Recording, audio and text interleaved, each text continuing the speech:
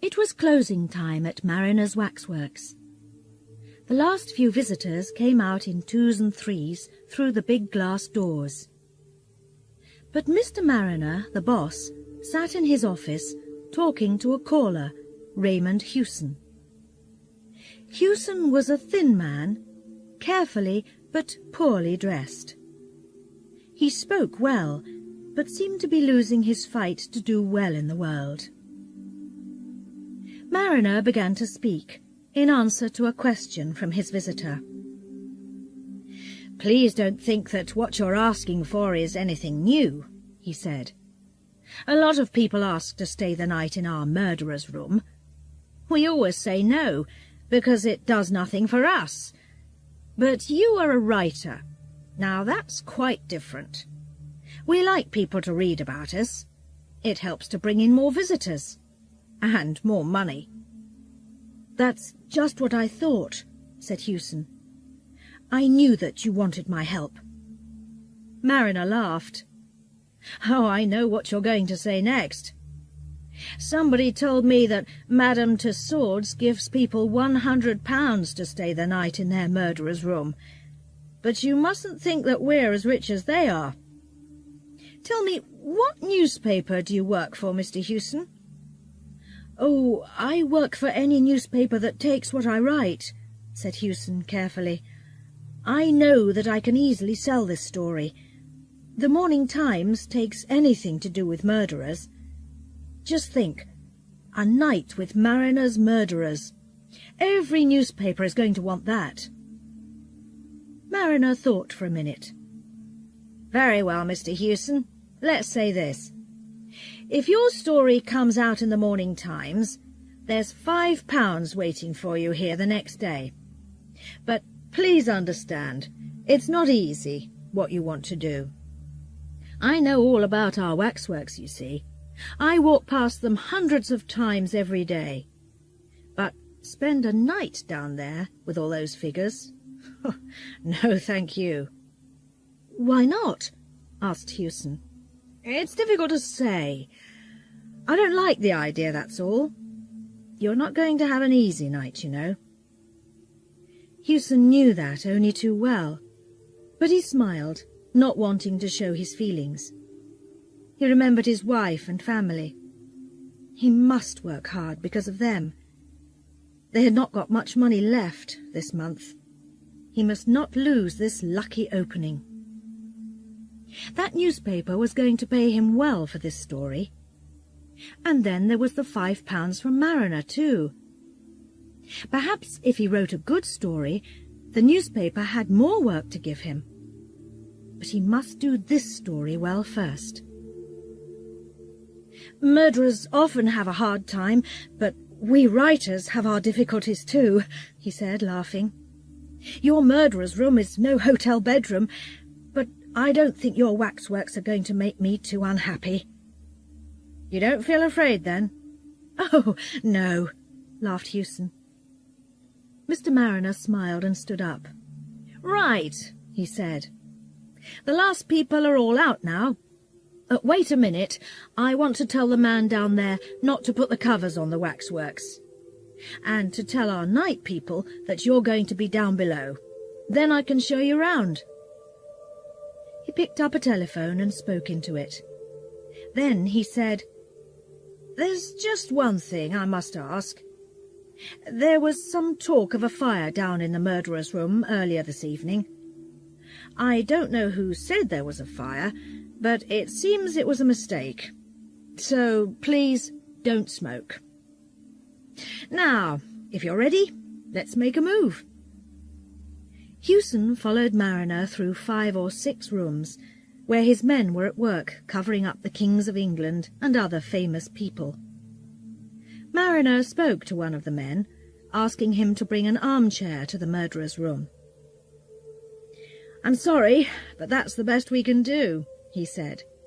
"Perhaps if you sit in the chair, you can get some sleep." He took the writer down to the murderer's room. It was a big room, without much light. Hewson thought of a church. You felt you had to speak very quietly in here. But this was not a good place. It was a place for remembering wrongdoers, murderers, and the bad things that made them famous. The waxwork figures stood on small stands, with numbers at their feet. He knew some of the figures, but not others. There stood Thurtell, the murderer of Weir. Over there was little Lefroy, a killer hungry for money. 5 yards away sat Mrs. Thompson, known for her unusual lovers. Brown and Kennedy, the 2 newest figures, stood next to Mrs. Dyer and Patrick Mahon. Mariner showed Hewson the more interesting murderers one by one. That's Crippen, as you perhaps know. A weak little man, not very interesting to look at. There's old Vac here. You can tell him by all that hair on his face. And this is... Yes, who's that? Asked Hewson quietly. Oh, he's the best figure in our show. Of all these people, he's the only one living today. Hewson looked at the waxwork closely. A small, thin figure, only 5 feet tall. It had a little moustache, big glasses, and an unusual coat. It was easy to see that he was French. Without knowing why, he felt suddenly afraid of that smiling face. He moved back from the figure, finding it difficult to look at it again. "But who is he?" he asked. "That," said Mariner, "is Dr. Baudet." Hewson didn't know the name. Mariner smiled. "If you're French, you remember it well," he said. "For years all Paris was in fear of this little man. He worked as a doctor by day, but at night he cut people's throats. He killed just because he liked killing, and always in the same way. After his last murder, the police found some important letters. They know all about him now, and if only they can catch him... But our friend here is too clever for them. He knew the police were after him. They soon lost him. They're looking for him now all over Europe. They think he's dead, but they can't find the body. Last year there were 1 or 2 more murders, but the police believe that another person is now doing the killing in his place. It's interesting how every well-known murderer has his followers, isn't it?" Hewson felt fear run through his body. "I don't like him much," he said. "Just look at those eyes." "You find that his eyes eat into you. That's how he did it, you know. He could send people to sleep just with his eyes. In these killings, the murdered person never seemed to fight back. He's too small to kill anybody if they're not sleeping." "I thought I saw him move just now," said Hewson, trying not to show his fear. Mariner smiled. "You're going to think that you see many things before the night is over. We're not going to shut you in down here. When you feel it's time to stop, come up again. There are watchmen in the building, so don't be afraid if you hear them moving about. I'm sorry that I can't give you any more light. We like to have the room dark, you understand. Now come back to my office and have a strong drink before starting the night's work." The night watchman brought the armchair for Hewson. He tried to make him laugh. "Where do I put it, sir?" he asked. "Just here. Then you can talk to Dr. Crippen when you get tired of doing nothing. Or there's old Mrs. Dyer over there making eyes at you. She usually likes to have a man to talk to. Just tell me where, sir." Hewson smiled. The man's words made him feel happier. Tonight's work didn't seem quite so difficult. "I can choose a place for it, thank you," he said. "Well, good night, sir. I'm on the floor above if you want me. Don't let any of these figures come up behind you and put their cold hands round your throat. And look out for that old Mrs. Dyer. I think she finds you interesting." Hewson laughed and said good night to the man. After some thought, he put the armchair with its back to Dr. Baudette. He couldn't say why, but Baudette was much worse to look at than the other figures. He felt quite happy as he put the chair in its place. But as the watchman's feet died away, he thought of the long night in front of him. Weak light lit the lines of figures. They seemed near to being living people. The big dark room was very quiet. Hewson wanted to hear the usual sounds of people talking and moving about, but there was nothing, not a movement, not a sound. "I feel I'm on the floor of the sea," he thought. "I must remember to put that into my story."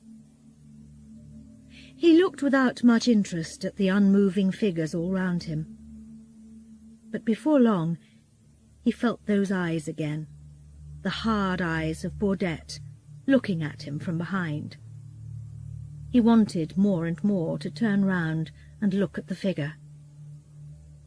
"This is all wrong," he thought. "If I turn round now, it only shows that I'm afraid." And then he heard another person speaking inside his head. "It's just because you are afraid that you can't turn round and look." These different thoughts seemed to be fighting inside him. Finally, Hewson turned his chair a little and looked behind him. Of the many figures standing there, the figure of the little doctor seemed the most important. Perhaps this was because a stronger light came down on the place where he stood. Hewson looked at the face so cleverly made in wax. His eyes met the figure's eyes. He quickly turned away. "He's only a waxwork, the same as the others," Hewson said quietly. They were only waxworks, yes, but waxworks do not move. He didn't see any of them moving, but he did think that now the figures in front of him seemed to be standing a little differently. Crippen was one. Was his body turned a little more to the left? Or, he thought, perhaps my chair isn't quite in the same place after turning round. Hewson stopped looking. He took out a little book and wrote a line or two. "Everything quiet. Feel I'm on the floor of the sea. Baudette trying to send me to sleep with his eyes. Figures seem to move when you're not watching." He closed the book and quickly looked to his right. He saw only the weak wax face of Lefroy looking back at him with a sorry smile. It was just his fears. Or was it? Didn't Crippen move again as he looked away? He just waited for you to take your eyes off him, then made his move. That's what they all do. I know it, he thought. It's too much. He started to get up from his chair. He must leave immediately. He couldn't stay all night with a lot of murderers moving about when he wasn't looking. Hewson sat down again. He must not be so jumpy. They were only waxworks, so there was nothing to fear. But why then did he feel so afraid, always thinking that they played games with him? He turned round again quickly and met Baudette's hard eyes. Then suddenly he turned back to look at Crippen. Ha! He nearly caught Crippen moving that time. "Be careful, Crippen, and all you others," he said. "If I do catch you moving, I'm going to break your arms and legs off. Do you hear?" I can leave now, he thought. I've got a lot to write about. A good story. 10 good stories. The Morning Times isn't going to know how long I stayed here. They aren't interested. But the watchman is going to laugh if he sees me leaving so early. And then there's the money from Mariner. I don't want to lose that. But this was too hard. It was bad that the waxworks moved behind your back. But it was worse that they could breathe. Or was it just his breathing, seeming to come from far away? These figures seemed to be doing what children do in a lesson, talking, laughing and playing when the person giving the lesson turns his back. There I go again, he thought. I must think about other things. I'm Raymond Hewson. I live and breathe. These figures round me aren't living. They can't move and speak as I can. They're only made of wax.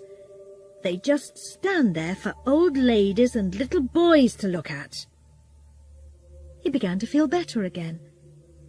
He tried to remember a good story a friend told him last week. He remembered some of it, but not all. He had the feeling that Baudette's eyes were on him again. He must have a look. He half turned and then pulled his chair right round. Now they were face to face. As he spoke, his words seemed to fly back at him from the darkest corners of the room. "You moved, you little animal!" he screamed. "Yes, you did! I saw you!" Then he sat, looking in front of him, not moving, cold with fear. Dr. Baudette moved his little body slowly and carefully. He got down from his stand and sat right in front of Hewson. Then he smiled and said in good English, "Good evening. I did not know that I was going to have a friend here tonight. Then I heard you and Mariner talking. You cannot move or speak now until I tell you. But you can hear me quite easily, I know. Something tells me that you are, let's say, a little afraid of me. Make no mistake, sir. I am not one of these poor dead figures suddenly turned into a living thing. Oh, no. I am Dr. Baudette in person." He stopped and moved his legs. "I am sorry, but my arms and legs are quite tired. I don't want to take up your time with my uninteresting story. I can just say that some unusual happenings brought me to England. I was near this building this evening when I saw a policeman looking at me too closely. I thought perhaps he wanted to ask me some difficult questions, so I quickly came in here with all the other visitors. Then I had a very good idea. I told somebody that I saw smoke. Everybody ran out into the street, thinking there was a fire. I stayed here. I undressed that figure of me, put on its coat, and quickly put the figure at the back of the room, where nobody could see it. Then I took its place here on the stand. I must say that I had a very tiring evening. But luckily the people didn't watch me all the time. I could breathe sometimes and move my arms and legs a little. What Mariner said about me was not very nice, you know. But he was right about one thing. I am not dead. It's important that the world thinks I am. What he said about my doings is mostly right, too. Most people, you know, collect something or other.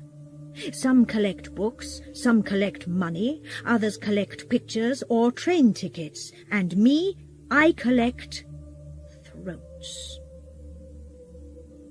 He stopped talking for a minute and looked at Hewson's throat carefully.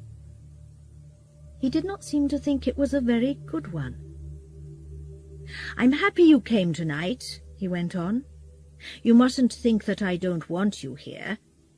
It was difficult for me to do any interesting collecting over the last few months, so now I'm happy to go back to my usual work. I'm sorry to see that your throat is a little thin, sir. Perhaps that is not a nice thing to say, but I like men with big throats best. Big, thick, red throats." He took something from his coat, looked at it closely, and ran it across his wet finger. Then he moved it slowly up and down over his open hand. "This is a little French razor," he said quietly. "Perhaps you know them. They do not cut very far into the throat, but they cut very cleanly, I find. In just a minute I am going to show you how well they cut. But first I must ask the question that I always ask. Is the razor to your liking, sir?" He stood up, small and very dangerous. He walked over to Hewson as slowly and quietly as a cat going after a bird. "Please be so good as to put your head back a little. Thank you. And now a little more. Just a little more. Ah, thank you. That's right, monsieur. Thank you. Thank you." At one end of the room is a small window. In the daytime it gives a weak light. After the sun comes up, this new light makes the room seem sadder and dirtier than before. The waxwork figures stand in their places with unseeing eyes. Soon the visitors are going to arrive. They are going to walk round, looking at this figure or that. But today, in the centre of the room, Hewson sits with his head far back in his armchair. His face is up, ready for the razor. There is no cut on his throat or anywhere on his body, but he is cold, dead. And Dr. Baudette watches the dead man from his stand without any show of feeling. He does not move. He cannot move. But then, he is only a waxwork.